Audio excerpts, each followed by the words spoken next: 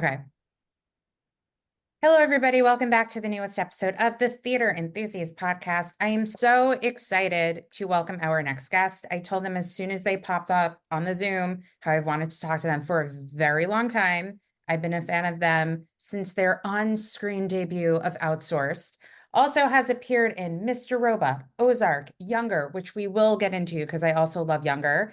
And I did 1 year of college with Molly Bernard. Oh, no way. Oh Yeah, my before God. she transferred. And even in college, we were like, this person is incredible. And Yeah. look at her now. So, anyway, also, we should say what Broadway shows you've done. Picnic, which we will also get into because Yeah. I have a special connection to Picnic. Oh, Fiddler on the Roof. And last but not least, Goodnight, Oscar. Please welcome Mr. Ben Rappaport. I mean, I don't know if you can hello. hear me applauding. I can, and I Yeah, appreciate it. And I see the round as well. I do the You're round. Woo for those at woo. home going around. So it's a Round of round of applause. applause, snaps. I don't Yeah, know if exactly. anybody else can hear it. Well, thank you so much for coming on. I don't know where you're located in the world because I know that you just got a series order for Grosse Yes. Point Garden Society, which I'm actually really excited about Thank you. Me based on too. like the cast and the premise of the show. Sounds really, I know it's not Chandraland, but it seems a little Shondaland. Yeah. Landy, which we'll also talk about because you were in For the People, which I admittedly did not watch the second season because I kind of forgot about it, but I was very much first season person. And what a great cast. Ben Shankman, Hope Davis, Regé-Jean Page, aka the Duke, Britt Yep. Robinson, Anna Devere Smith. So it was, well, It was yeah, a it was a stacked cast. Yeah, it it was was wild. stacked. And it was such a good show, too. Thank you. Yeah. It Yeah, was it was pretty special. I yeah. miss it, that's for sure. Yeah. Well, I mean, you got a lot of other stuff going on, which is great. Yeah, very, very true. Very true. So now that we're like all over the place with your career in this intro in the first 2 seconds that we're talking, but let's start from the beginning. Where are you from?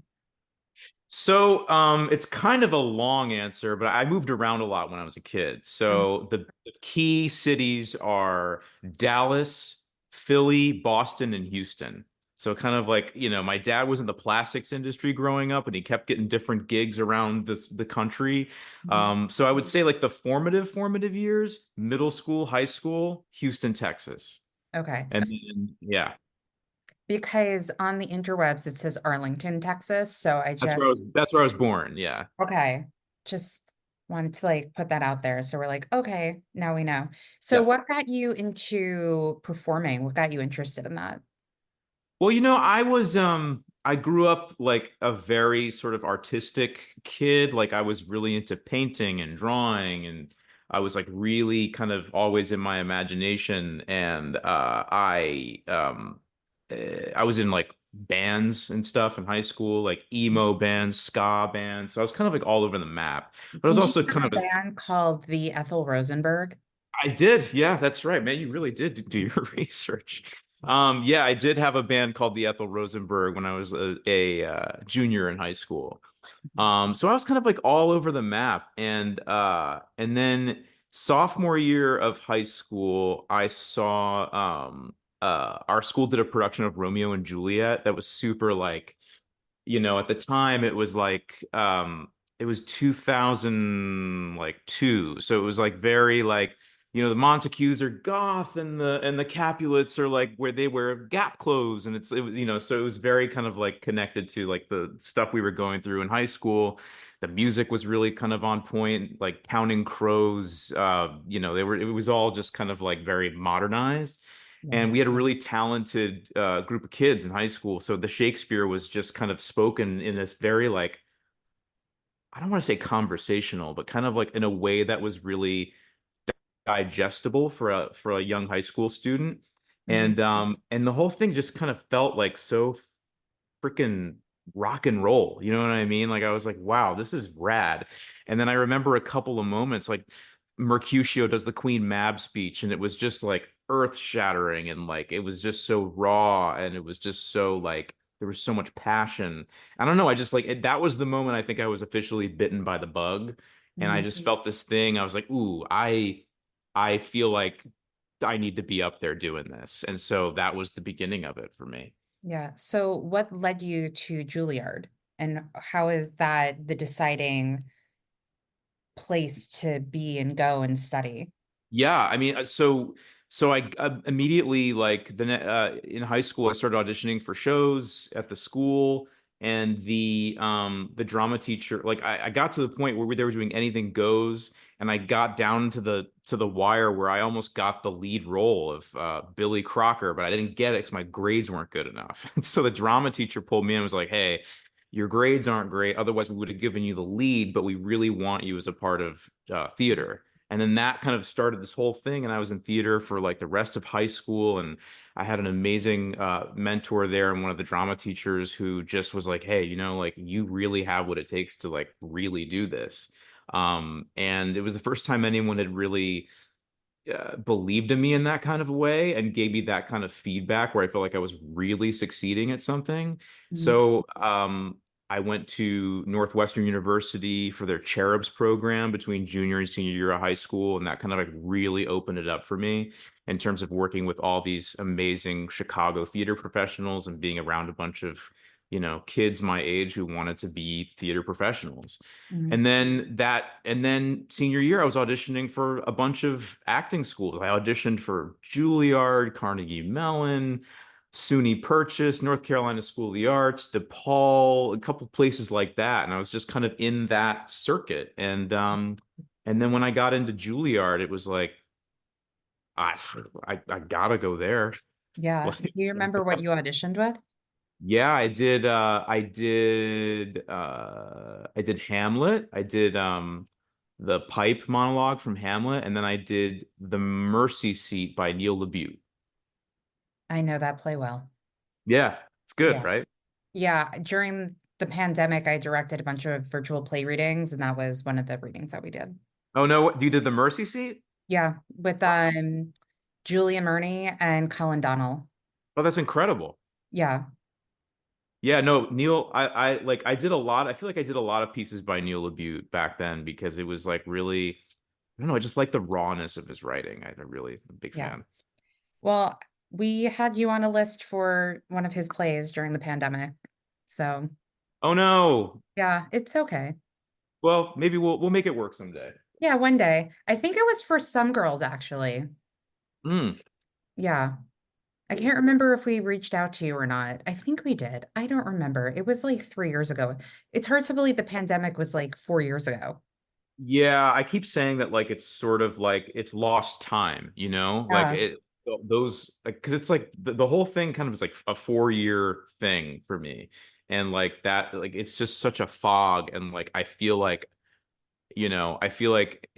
I'm 4 years younger than I am because I lost those 4 years, you know what I mean? Yeah. So it's strange. What a weird time to be Yeah. alive. Yeah, no, it's so funny too because I was hanging out with someone last night after I saw a show, and they're doing a reunion concert at Lincoln Center, and I was saying how I somehow got a Lincoln Center membership for free for a year. And I don't know if they offered it because like their program, you have to be a certain age to have something, and I guess I aged out of it, and they're like, here's a membership.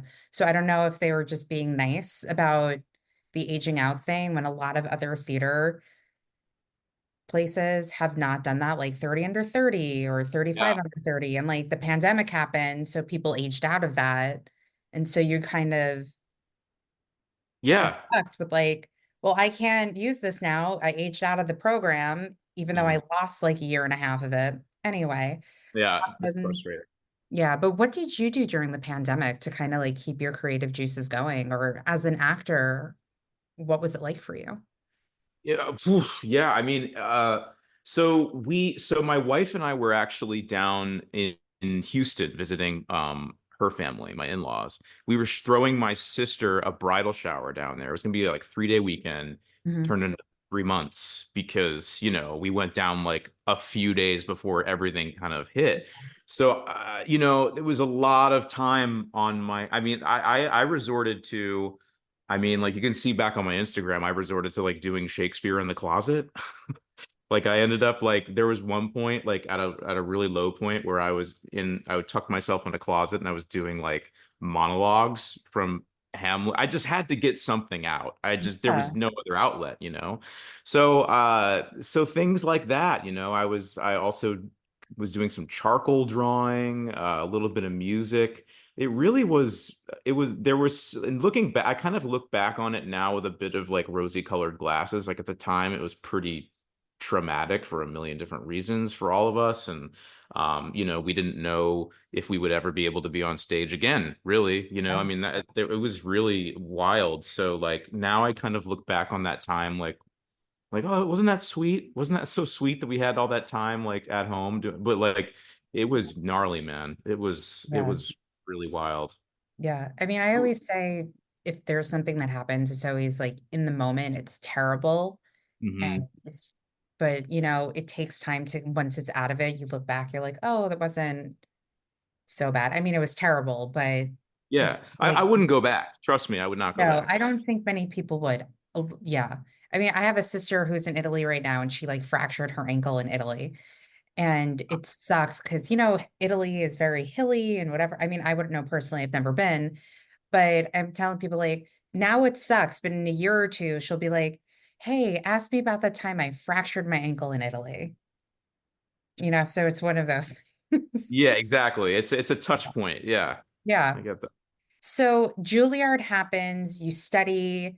I saw somewhere that they always made you grow a beard for the part in Juilliard. Yeah, that's right. I always like, you know, I had pretty good beard game, so Mhm. they just, you know, that was the thing for a while. Became Yeah. part of my personality, you know. Yeah. And I think you want to bring the beard back. You posted on Instagram like an 8 year ago. I played Perchik. I missed my Hmm. beard, you know? Yeah. I do, you know, I go in and out of like, you know, like I'll go a couple of weeks or whatever, but like that kind of a beard, that's like huge commitment, you know, and Yeah. like I don't And Fiddler like ran for roughly a year on Broadway. yeah, a year and change. Yeah, Yeah. we did like just under 500 performances, I think. Yeah. I remember Wild. almost every Saturday there. And it was nice too, because I don't live far from the theater. So during the first act, which was an hour and a half, I would just come home.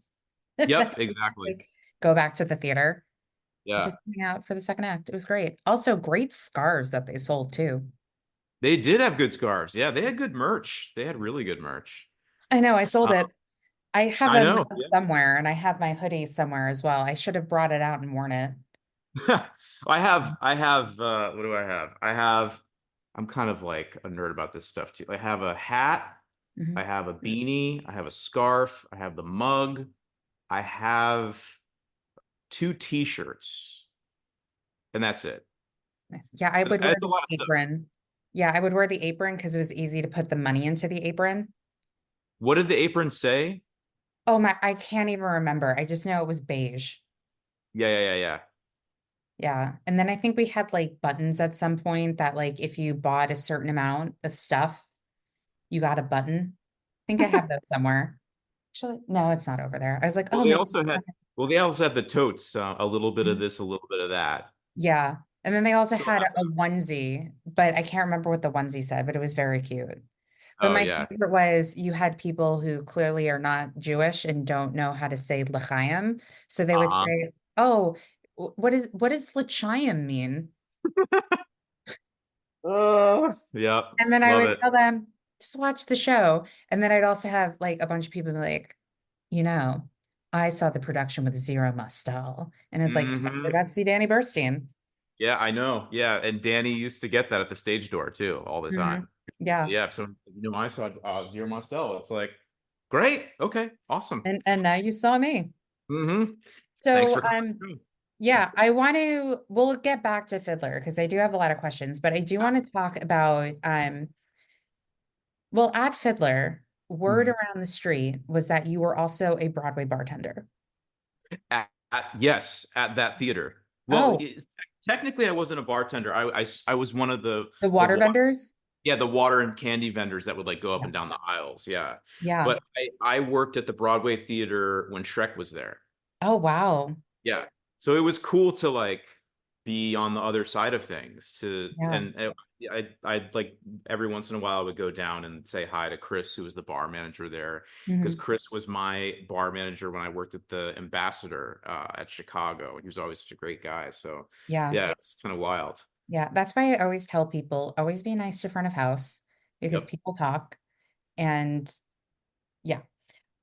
So while you were water vendoring, was this pre-Juilliard, like in Juilliard or after Juilliard? So this was like, so I graduated from Juilliard, Mhm. and this was like, I got that job maybe like a year out, because it was like a very good job for auditioning, Mhm. because you had your days free, you're on a Yeah. theater schedule, and also like I just liked the idea of being around theater when I was, doing my gig. Like Yeah. I loved being, in those houses. I love those old Broadway houses. I just love the smell of them. I love the feel of them. So it was just nice to be there. And yeah, that was my gig for like a little while before I got my I think Outsourced was the job that took me out of that, which was kind Yeah. of wild. Yeah. Yeah, but I You love that. had somebody asked me this on podcast, but and I'm so curious what other people's answers are. Do you have a favorite Broadway theater? Yeah, I mean I love so many of them for different reasons, but like the Belasco, where I just was for Goodnight Yeah. Oscar. I love that theater. I Yeah. mean, you know about all like the ghost stories and all the craziness there, right? I don't, but Oh I man. think the theater is like one of the most beautiful theaters. I mean, my personal favorite is the Vivian Beaumont, but I also like fucking love Lincoln Center. But no, I think the Belasco is one of the most beautiful theaters It's on Broadway. gorgeous. It's Yeah. it's the, it's the second oldest. So there's the what's the oldest? What's the one like a block north of that? Lyceum. The Lyceum's the oldest. Belasco's second oldest. So Belasco's built 1905. And there's so many great little things like so that do you know about the Belasco apartment on the top of the theater? It sounds familiar, but please educate me and educate So our listeners. yeah, so David Belasco built the Belasco Theater back in 1905, and he was a very eccentric showman. A lot of like modern day stagecraft comes from the stuff he innovated there, like the idea of like different gels, like different colors of like for lights and stuff like that. That all originated there. He was like one of the first people to create very like lifelike sets that had like a lot of perspective, and so he was like a really interesting guy, and he built like this enormous apartment for himself on top of the theater, and it's like 2 stories. There's a sauna in there. There's an elevator that went down to backstage left, and it's this ornate like enormous thing. So he died there in the 30s, and the place hasn't changed since then. So it's kind of like boarded up and kind of abandoned, and like if you work at the theater, you can through the Schubert organization take a tour through there. Oh, It's cool. wild, man. Yeah, it's really, but famously David Belasco haunts the theater. Mm, And everybody I've talked to that's worked at the Belasco has had at least like one sort of experience with his spirits. that's And interesting. yeah, You? I had one. Yeah. Oh, cool. So You want to talk about yeah, it or? early on in the run, my dressing room is on the second floor, and at the end of the hallway is this trash can that has a lid on it. And so I was like throwing like away the rest of my lunch in this trash can, put the lid on it, went downstairs to talk to somebody about the call board, and then I hear this sort of like clanging, and I go back upstairs and I look, and no one's up there, by the way. The lid on the trash can had flown from the top of the trash can to like way halfway down the hallway, as if somebody had like walked by and flicked it, and nobody, like, no, I'm telling you, no one was around. So like that to me, that felt like David Belasco just being like, hey, this is my space, I'm just letting you know, like, you're in my house, and people have like had experiences of like doors randomly opening, closing, and like a lot of people had things would fall off the shelves. Like it was a very alive thing. Wow, that's amazing, Yeah, actually. it's crazy. Yeah, Yeah. but it's real. Yeah, so let's talk where I know you from. Outsourced. Yeah. I fully admit I started to watch it because I'm a huge fan of the History Boys. So anybody in that cast, I have followed their career. Yeah. So I always butcher his name, but Sasha Dewan, am I even saying it Yep. correctly? That's right. Uh, Woo! because he was on the show. That's actually why I started to watch it.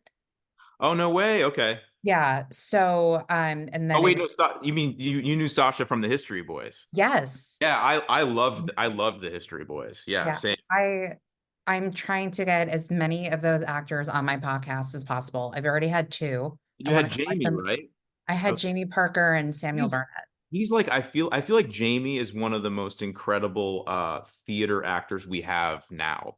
Yeah. Like he's really incredible. Yeah. And I was in London last year and he was actually doing a musical of The Curious Case of Benjamin Button. Oh, whoa. Yeah, off West End. And I went to see it and I met him after. I'd be like, hey, you were on my podcast. And he was so nice and just, Oh, yeah, and he's doing Next to Normal right now in the UK. nice. Yeah, and everyone I have spoken to about it, we're all just like, it just needs to come to Broadway. It just needs to come to Broadway with this cast, and they're filming it, so hopefully it gets a release somewhere in the States, That's cool. preferably New York. Yes, but anyway, Outsourced. How did that come to you? I know you auditioned at 30 Rock for it, so what was that experience like? So, I was like 2 years out of school. I was working at the theater refreshment company, the job I was just talking about. Mhm. It was kind of like that time where pilot season was like still pilot season. It was like still very much like a segment of time where this happened. So I was running around town like auditioning for different pilots at all the networks. I came out of school and I lucked out and got a great agent and manager, and like so they were sending me out all the time, so I had a lot of like kind of auditions under my belt, so I was kind of like getting a lot of like audition reps in. And in this time I got sent this script, Outsourced, that I read, that it was from that Ken Kwapis was directing and producing, and he directed the pilot of The Office, and was a producer on The Office. And so like, being a massive Office fan, I kind of like keyed into like what kind of comedy this was. And I read the script and I was like, oh my God, this is hilarious. I see a lot of my father in the character. Like I really kind of connected to it on a visceral level. Mhm. And I went in to the audition at 30 Rock. The casting director was a woman named Marcia DeBonis, who's also an incredible actor. But she was Jen McNamara, who's normally the casting director at NBC, was not there at the time. So Marcia had taken over for a little while.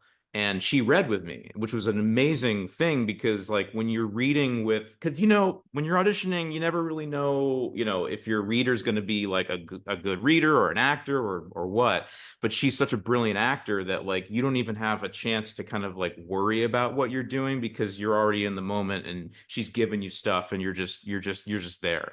Mhm. So I remember going in, and there were like two pilots back to back that day that I was reading for with her, and Outsourced was one of them. Oh wow. Yeah, and it just kind of one thing led to another. They want to test you. They flew me to LA.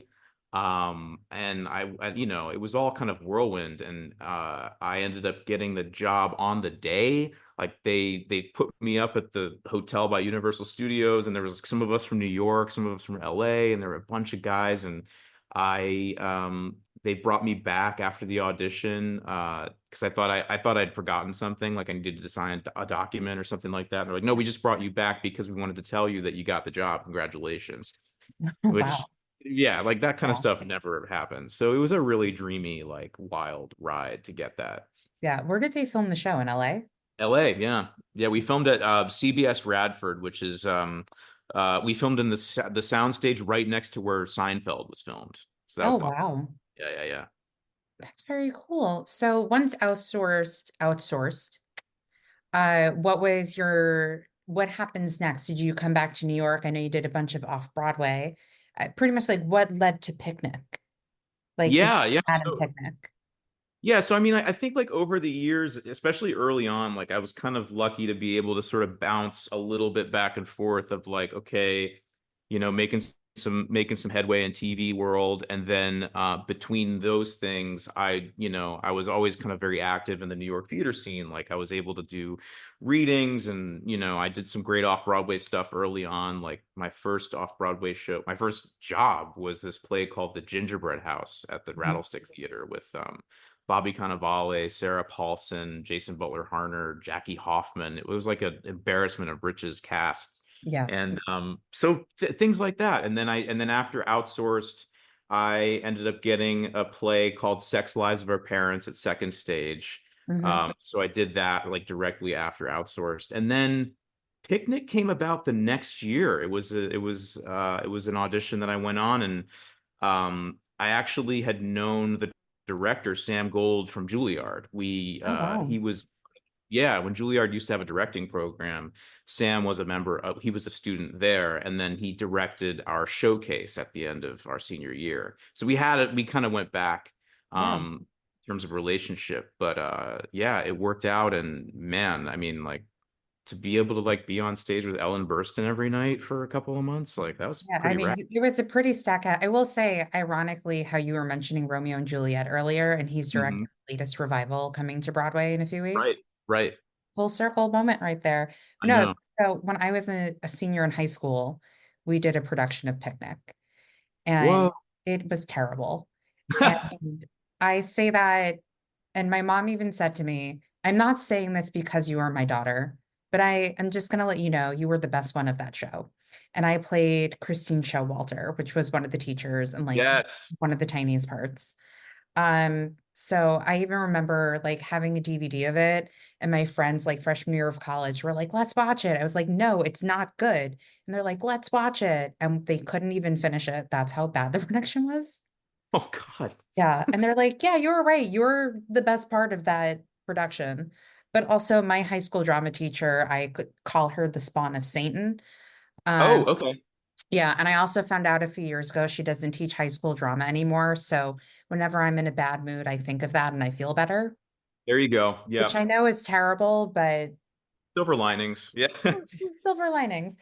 But so yeah, that had a really amazing cast. You also had Elizabeth Marvel, Reed Barney, Maggie Smith, Sebastian Stain, who apparently you shared a dressing room with. Yeah, yeah, we were dressing roommates. Yeah. Yeah. No, I remember also getting excited about Picnic because I'm like, oh, Ben Rappaport's also in that from Outsourced. So that Yeah. was another exciting thing about like me seeing the show, aside from like having this connection with it because of high school and like cast members of the show. So Well, my high school had done it too, and they did it the year before I joined the drama program. So like I remember always hearing about about the production of Picnic that happened. It was like this kind of like mythological sort of thing, and so it was kind of yeah, funny to reconnect with it in that way. Like, oh, yeah, Broadway, great. yeah. And here you are making Yeah, your Broadway debut and this see it had like a weird connection with you too. exactly. It's all Yeah. I would be remiss if I didn't mention that you were in a movie with Meryl Streep and you played her son, Hope true. Springs. Just need to Yep. like throw that out there in the world. Hmm. So let's get into Fiddler now. How did that come about? I know that was your favorite musical growing up. You were very like focusing Yeah. on it because you have talked in the past how like with auditioning, like you have to care about it but not care about it at the same time. But this one like was a big thing. And also because of your family history, how Hmm. much this production or this show meant and means to you. So if you want to talk a little bit about that. Oh, 100%. Yeah. Fiddler was such a wild ride. I mean, I'd say like, I guess like maybe a year or so uh, before the auditions even were happening. Like I'd read on playbill.com that Bart Scher was directing a revival of Fiddler. And for years before that, it had always been this thing of like, I'm not really a musical theater actor, but I love musicals, but like, I'm a kind of an old school baritone, so there's not really like a lot of that going on Broadway these days. Mhm. So like I was kind of like, well, if I ever got to do a musical, it would have to be something like that. And I've loved Fiddler ever since I saw it like at the Three Little Bakers Dinner Theater in Wilmington, Delaware, when I was in like fourth or fifth grade with my family. We were living around there, and Mhm. like it's always had a special place in my heart. And so for years, I was like, I want to play Perchik in that show. That'd be an amazing thing. So that came up, and I told Megan, my wife, she was my girlfriend at the time, but I was like, hey, I'm going to do this. And she was like, okay, great. Well, get yourself in voice lessons, and I believe in you. I was like, all right, done. So I hooked up with this guy, Andrew Byrne, who's an incredible voice teacher. And I, for like a year, this is another thing about me. It's like I kind of have an obsessive personality, and like it can really work to my benefit if I just like channel it into certain aspects of work. Mhm. And that's, I think, how this kind of all came about, because now I have everything Perchik's song. Like that was like the one song I worked on every lesson for a year, and I like drilled and drilled and drilled and drilled, and I would do vocal warm up. Like it was a real obsession for me. And then I told my agent and manager, I was like, I really want to go in for this Fiddler. And one thing led to another. I went in, and like I kept getting called back, and Ted Sperling, the music director, like actually said that he was friends with my voice teacher, so he could actually like tell him the vocal stuff I needed to work on. And after a long process of like me going and working on the stuff and coming back for a callback, Mhm. I think I had like 3 or 4 callbacks for that. And at the final one, Sheldon Harnick was there, and I was super nervous, and like the vocal stuff was still shaky because I was so nervous. And Yeah. at the end of the audition, Sheldon, no, Ted goes to Sheldon like, hey, he's still having problems with these long notes. Like, what do you think about this long note at the end? And Sheldon goes, oh, we'll just make it shorter.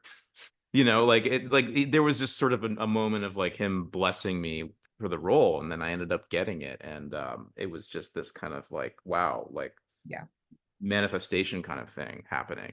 Yeah. Um, and then in that process of like auditioning, like it was my great great grandfather who came from Ukraine had written a book in Yiddish about his experiences in his shtetl that Mhm. were very sort of like parallel to like what was going on in the world of Sholem Aleichem, and like all like it was like you might as well have been like Tales of Anatevka. So Yeah. like all this was coming out as I was gearing up for this audition. So it all just kind of felt like, it was really connected. And that entire run, like I just felt this deep uh connection to that past and that ancestry. And it really just kind of like struck so many chords that were like uh, you know, just deep, super, super deep. Yeah. It's like coming back to me now. I think we actually sold the books there, the Tales of Anatevka. Shalom Aleichem. Yeah.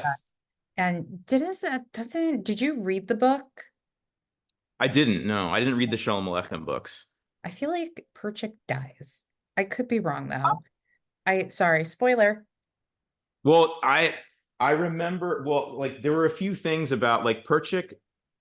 Think I don't know where I read this. Somewhere in my research, I read that Perchik I think it was in Yiddish. It means little pepper.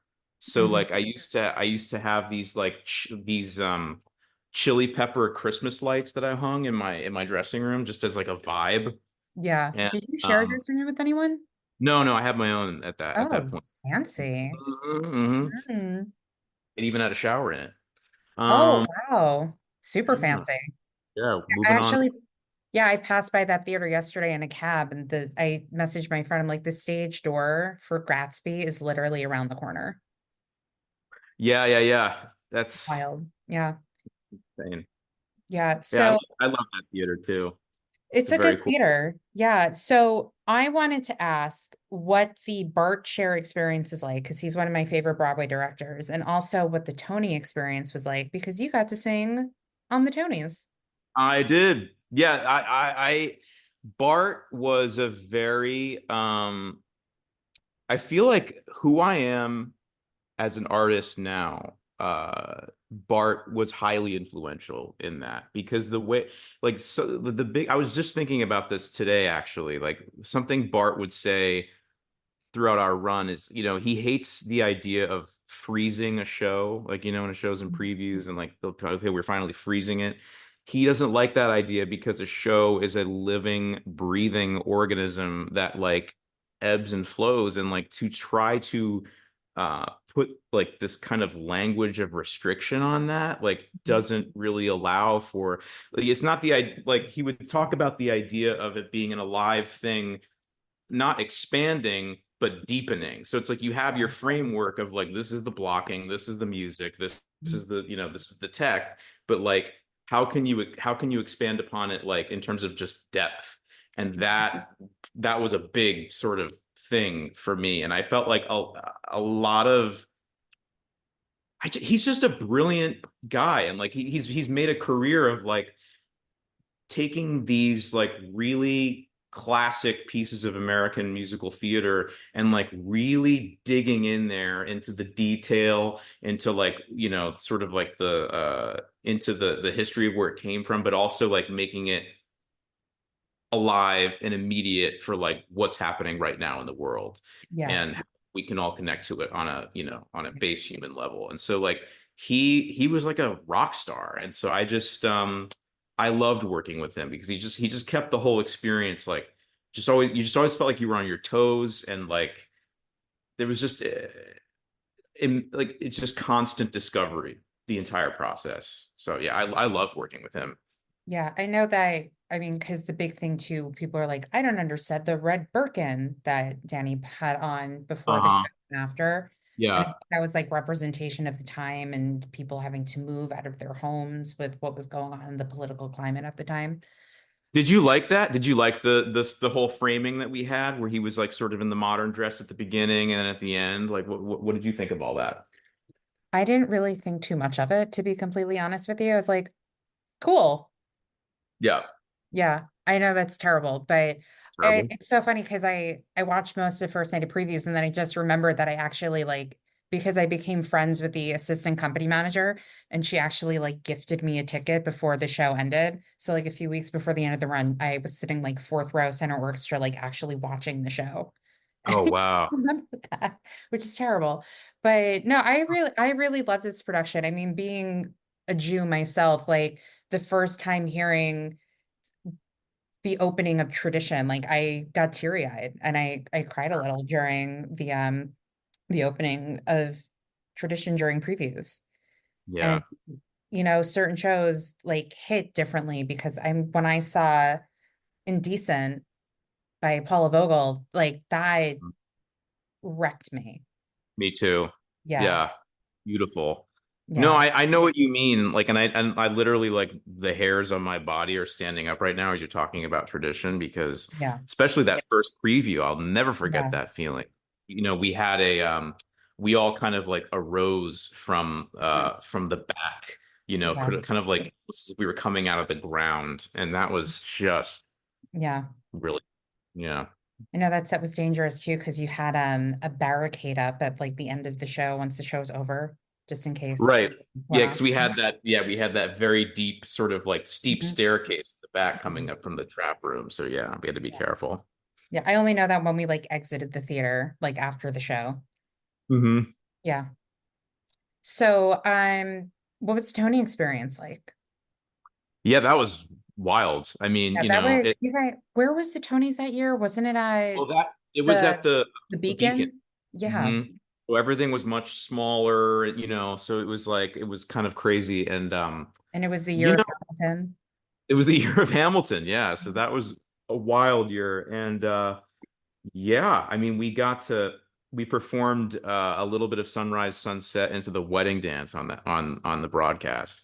Yeah. And yeah, like it's just one of those things where it happens so quickly and you feel like you're being shot out of a cannon, and Mhm. like there's just so much like adrenaline coursing through your body that it's like it's truly was an outer body experience. It Yeah, was, yeah, wild, because you wild. had like a smidge of a solo as well. I did. Yeah, Yeah. yeah. Like, which is like, here's this guy like a couple years ago who's like very nervous about the singing, and then I'm like singing like a solo piece on the Tony Awards. Like that Yeah. was, yeah, that was pretty Yeah. crazy. Yeah. So once Fiddler is over and you do all of these like really great TV shows, you want to talk about For the People since it was Absolutely. Shondaland. And again, you worked with, I think, everyone's favorite, the Duke, Regé Jean, Yeah. before he Yeah. became one of my personal favorites. I'm not getting into the reasons why, Ben Shankman. Oh, I love him. Yeah. Yeah, he's incredible. Yeah, For the People came about. I it was right after Fiddler. I was out in LA for a couple of days just doing a couple auditions, and this was one of them. And uh it being a part of something like Shondaland is a really unique experience. I mean, because she's really created her own universe, Yeah. and so a lot of like Tom Verica, our producing director, like he directs a lot of Bridgerton, and he like did a lot of Scandal and Grey's Anatomy. So like they really kind of have their family of people that Mhm. they foster. And it's the first time I feel like I've had like repeat business like that, because I did For the People, and then I ended up doing Inventing Anna a couple years Oh, later. yeah. So it was kind of like, oh, I got to be back in the family fold. Did you do Um, any research for that? Did you just have to like Google Fry Festival? oh man, yeah. Well, I just watched a lot of footage, and like, it's kind of similar to the process that we can get into in a little bit of the Jack Parr thing. Like I just watched a ton of that obsessive quality I was talking about, like just Mhm. obsessed over footage and like try to key into like, two or three dialect sounds and some physical stuff that I could hook onto, but then like, I had to kind of fill it out with fill out the rest of it with like my own stuff, because you don't want to do an impression, Yeah. you don't want to go that far, but then you don't want to not honor the person. So there's something in the Yeah. middle. Mhm. But yeah, but for the people was a really dreamy, lovely experience. I mean, that cast was so stacked. We filmed at Paramount Studios in Hollywood. Like my trailer was parked right by the old gate of Paramount Studios, so it's just like, like, Yeah. again, like these Broadway theaters. Like I'm like part of the reason I'm in all this is just being around the history and the energy of it. And we just had a great time. I mean, it was really, really, yeah. And Reggae was, so we had the two sides. We had the prosecutors and the public defenders. Reggae was one of the prosecutors with me, and Susanna Flood and Ben Shankman.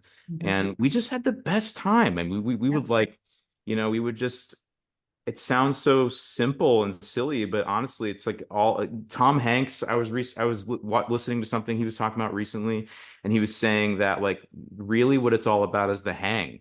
Like, how was the hang? Like, was it Yeah. a good? You're working long hours. It's Mhm. like, making a television show can be pretty tedious and kind of like, it requires a lot of patience.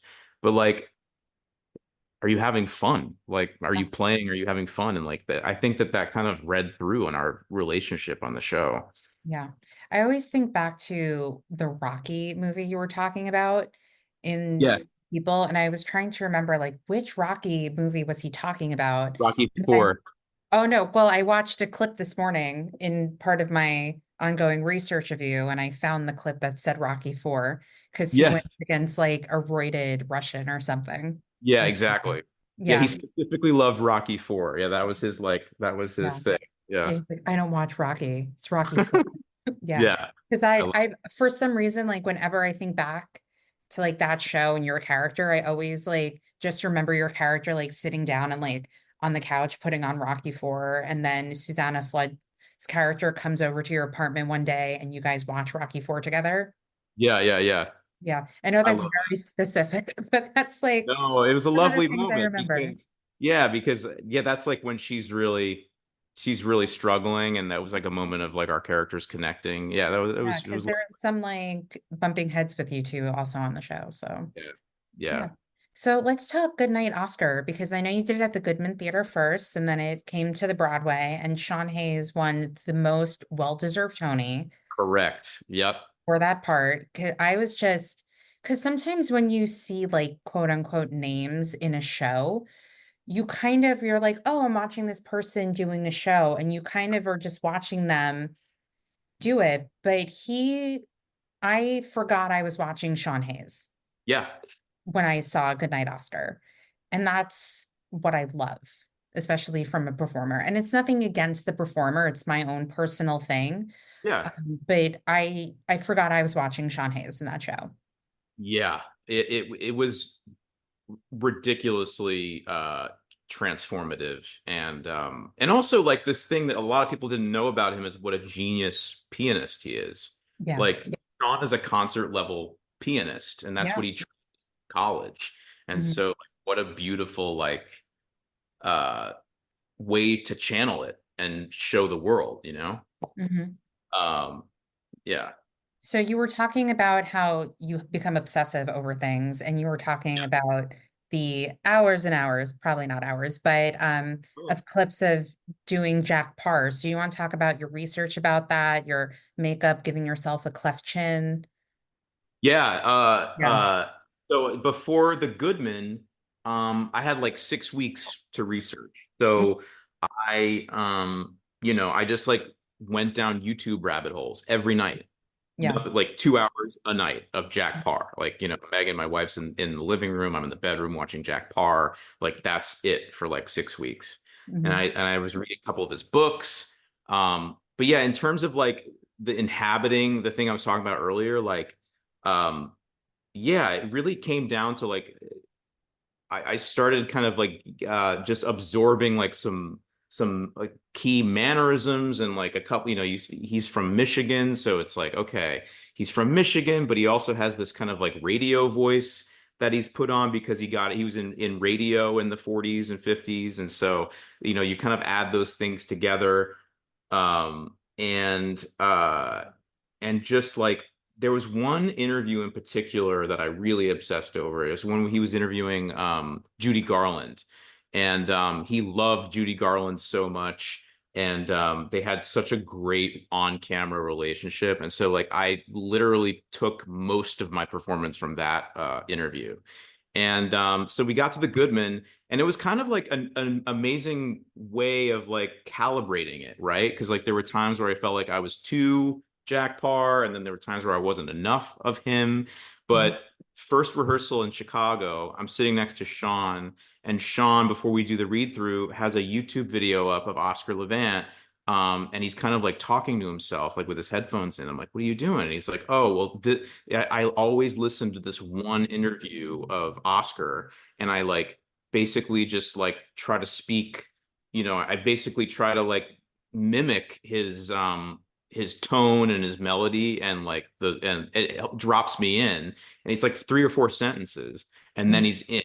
And that's kind of like what I stole from Sean with Jack. And so over the course of Chicago, and then, a year later, Broadway, like I had all this extra time. So I got to go to the Paley Center and do more research. And so, you know, it's all connected back to that whole Bart Scher thing of like, the deepening of it, like the fact that like this thing is alive, and like, nothing's really like frozen in, it's like it's nothing's like locked in stone. Like it's Yeah. always kind of ebbing and flowing. And so I got to really experience that with Oscar. It was one of the dreamiest experiences of all of it.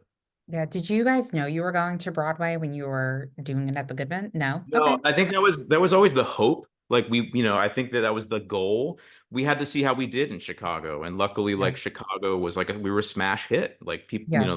great reviews. Like we sold really well, and like then it was pretty like pretty quickly we found we realized we were going to go to Broadway. So it was like Yeah. this amazing thing. Yeah, Just go and back. Sean. Oh, sorry. I talked over you. What were you saying about I was Sean just Hayes? saying, oh, Sean's like the best. He's like the Yeah. loveliest guy, and like also like the best leader, because he just makes the environment really comfortable Hmm. and fosters an environment of play. Like we're talking about the good hang. Like Hmm. he really fosters an environment like we're all gonna have a good time. We're all gonna joke around together. Like it was very playful and buoyant, and I think that's like a huge reason why the show was a success. Yeah. So let's backtrack a little bit. How did Goodnight Oscar come to you? Did you audition for? Was it a direct offer? It was an offer. Yeah, like it literally fell into my lap. It was like January 2022. We'd have 2 years of the pandemic. Stuff was pretty rough, and I get this email from my agent, Goodnight Oscar, and I'm like, all right, like I was in a pretty kind of like uh I guess cynical place at the time, because I was so, we've been through so much.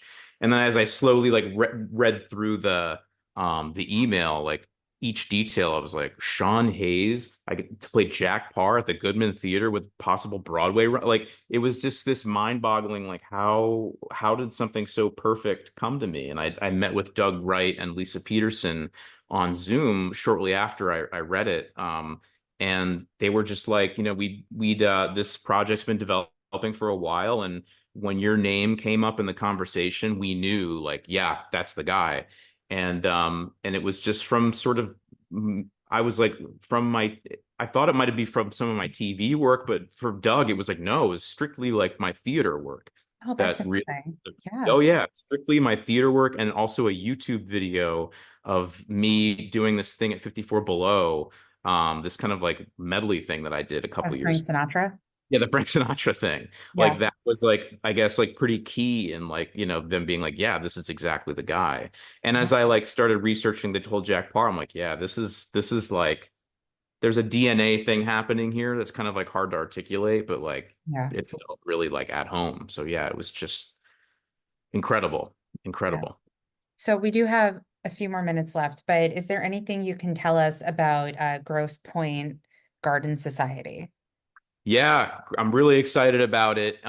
Grosse Point Garden Society is a drama that takes place in Grosse Point, Michigan. It centers on four people who are friends through this garden club at the center of town. And there's sort of a mystery at the center of it, and it sort of plays with going back and forth in time. And so I think people are gonna get hooked onto it. It's kind of got like thrilling elements, a lot of comedy elements. Like it's kind of got something for everybody. So I'm really excited about it. Yeah, I'm really excited to watch it. It Thanks. sounds really good. Of course. So Yeah. we do have a few more NBC. minutes. NBC. Yeah. Oh, yes, NBC. It's a series order, and they also did what is it? LA Suits LA. Yeah. Suits LA is coming too. Yeah, Yeah, exactly. people are obsessed with Suits now. Do you have any top going theater experiences? Oh, yes. Oh, I'm ready. Let me get my Yeah. notes ready. I'm ready. Tell You me. ready? I'm Did ready. you remember like 2000? I want to say it's like 2009. Did you Mhm. see the R Town that was the Barrow Street No, I did not. Theater? Oh man, that thing blew my mind. It was David Cromer directed Our Town, and it Oh, was well, then very there like you go. amazing. It was bare bones, like everyone was in like rehearsal clothes and like, miming props, and the work lights were on, and it was this sort of like very like, acting school version of not in a bad way, but in a sort of like the looks of it looked like an acting class, right? Yeah. And then towards the end of the play, I don't remember the exact like what was going on, but there's a memory happens, and stage managers talking about this memory, and it was Jason Butler Harner was playing stage manager at the time, and he's going back to like the back wall, and there's this black curtain, and as he starts talking about the memory, he whips, well, before he does this, you can smell bacon sizzling, like you hear bacon sizzling and you smell it in the house. It's just like hitting you, and you don't really quite know why. And this is as he's speaking about this memory, he whips the curtain back, and there's this like the most ornate, like beautifully lit set, that is like, and it's like out the window, it's snowing, and there's like a working stove where the bacon is sizzling, and it's like completely kitchen sink, completely like detailed, very very real, and like bright and colorful, and everyone's in these really ornate, detailed, colorful, amazing costumes, and it lasted, I want to say, like 2 or 3 minutes. And then he shuts the curtain, and then you never see any of it ever again. And it's back to sort of like the rehearsal clothes and the work lights and all this stuff. And that moment just like sends shivers down my spine, because it's just like one of the most like, Yeah. I, it's hard to articulate. It's thing. That's the kind of stuff that you can do in theater that Yeah. you can't do like anywhere else. Yeah. I love how you theater nerded so hard over that. Oh Thank yeah, you. Yeah. of Uh, course. Anything else? I mean, they're doing another revival of Our Town with Jim Yeah, Parsons. Kenny Yeah. Leon's directing it. Yeah, I can't wait to see that one. I saw Stereophonic recently, which blew my mind. I Um, listen to that cast album an unhealthy amount. Like sometimes I listen to it twice a day. what's Like, your favorite song? oh God, there's so many.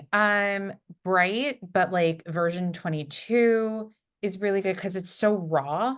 Yeah. I also love Seven Roads, Masquerade.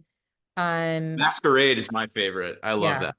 I'm yeah. actually my wife, so Megan is in and Juliet right now, and they just switched their schedule so they have Wednesday nights off so she can go see theater now. So I'm taking her to see Stereophonic in a couple of weeks. Like it's the first time I've wanted to go back to see a show in like Yeah. 10 years. Like I love it so much. From doing merch, I know that theater is very small downstairs in the lobby for a bathroom. So Yes. when I first saw the show, I purposely picked a very specific seat so I can run to the bathroom because I knew how long the show was. Yeah. And then the second time, I actually saw it like a week or two ago. I won lottery, Oh, and nice. it was like fourth row center orchestra, which was incredible. And the people next to me, I said, I just want to let you know I will be jumping over you to run to the bathroom. And That's they're why like, I always try to get aisle seats yeah, because I'm like that too. Yeah. I was also one of the first ones in that bathroom because I knew. Nice. Yeah. But yeah, no, stereophonic is incredible. I think yeah. I agree. Yeah. Yeah.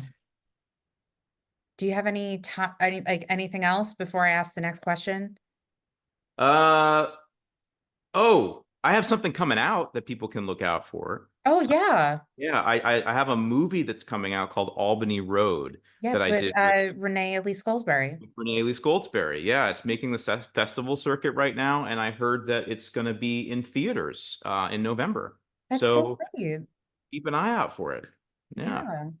Do you have any like top like no, I already asked that. Like any dream roles or projects you want to do? yeah. I mean, Revive Fiddler to play Perchik again? I want to do Tevye someday. Maybe eventually. And people will go to everyone like I saw Danny Burstein as Tevye. Exactly. Yep. Yep. And then the cycle will continue. Hmm. Yeah. I honestly like at this point, I want to do Hamlet. I know it's so actory and so stereotypical, but like I want to do it. I think I'm at that point in my life where like I feel like I've got the stuff in me that I'm ready to explore it in a way that like I'd love for somebody to collaborate with me on that. So I'm putting it out there. I mean, Yeah. I was going to say Shakespeare is free to do, so you can just make that happen for yourself, and then you can get like Nick Rayberger to replay his Laertes. Oh yeah. That'd be Mhm. great. That'd be Yeah. great. Yeah. Who else can you get? I don't know. You can have your wife play Ophelia. Boom. Done. Done. Cat. She's already doing like another Romeo and Juliet connection. She's an Anne Juliet. Exactly. It's You have all to do Romeo and all Juliet one day. I think that's where roads are leading for you as well. but I think Romeo's passed me by, unfortunately. I think Listen, they did years ago, they did a reading of Romeo and Juliet in as Shakespeare in the Park at the Delacorte with Meryl Streep as Juliet and Kevin Kline as Romeo. So, whoa. you know, Yeah. whatever you want. So, really quickly before we end, because I know it's a little past our time, Sure. if people want to work with you, Yeah. because you do have Ben Rappaport coaching, how Yes. can we make this happen? And you as a coach, Hmm. what do you want to teach your students? So at the moment, my studio is closed because I'm about to go do the Grosse Point. So like, it'll reopen at some point. But I love teaching. I love coaching. I think for me, the biggest thing is like I really want people to bring themselves to whatever role is assigned to them. I think that like no matter what kind of like homework you do, no matter what like, character journaling or whatever you want to do, like no matter how much of that work you do, nothing is nearly as interesting or more immediate than like your own three-dimensional life and your own history and yourself. So like what makes you uniquely you is just that. And so how can you bring that to the work? That's kind of the biggest thing. And also just like making it, especially on auditioning, I do a lot of audition coaching, Mhm. making it feel improvisational and sort of just taking it from where you're at and making it feel like it's happening right in front of you. Like, not sort of like anti pre planning, anti mapping out beats, you know, Mhm. motivations, objective. I don't know if I've ever played an objective in my entire life, to be honest with you. So you know what I mean? It's like it's sort of like I think what I get most out of coaching is you start to kind of solidify your own beliefs about the work, you know, because like we come up, we study with all these different people and you know, this is the right way to do it. No, this is the right way to do it. No, this is the right way to do it. And like then you kind of get lost in this sort of trying to get it right thing. And then you lose your sense of like what got me in here in the first place.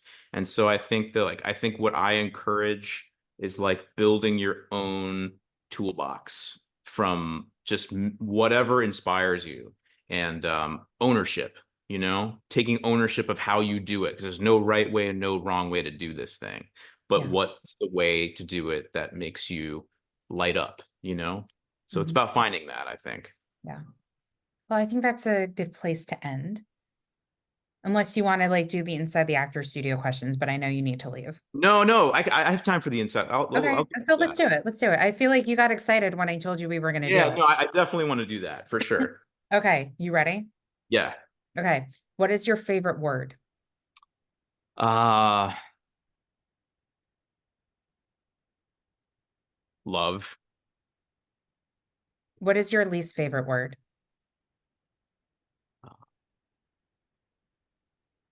Wrong.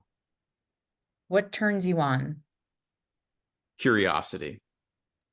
What turns you off? Uh judgment.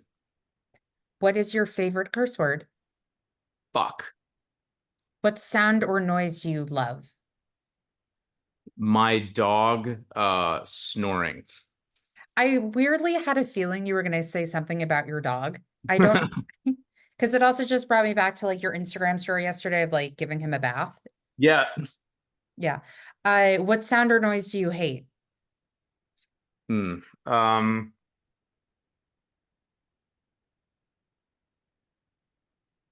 ooh, it like you know like old school screen doors, like Mhm. like you know nails, like nails on a chalkboard, but nails on that screen. Like I Mhm. hate that.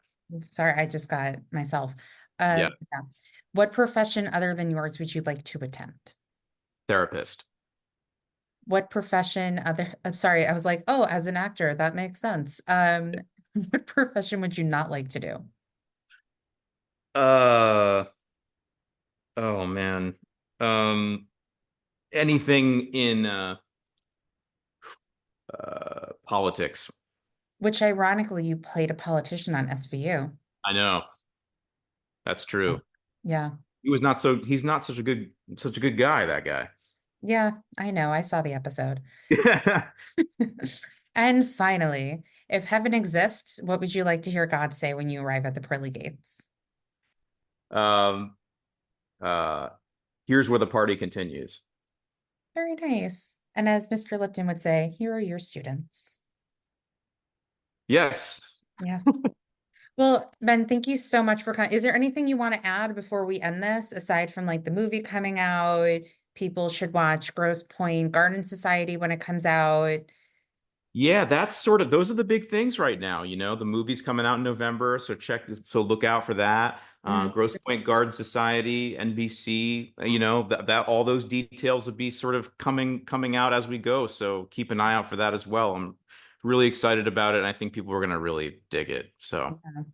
NBC yeah. knows what they're doing. So, Yeah. And it's kind of a homecoming for me. I started my career at NBC, so it's oh, kind of that's another. right with Outsourced. Well, Yeah, look at you and your full circle things I'm happening. telling you. Yeah, always with the full circles. That's Yeah. great. Well, you can stay on once I end the recording. But again, thank you so much for coming on. Like I said, I've wanted to talk to you for a very long time. So I'm so happy that we got to make this work.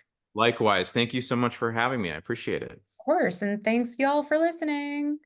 Oh.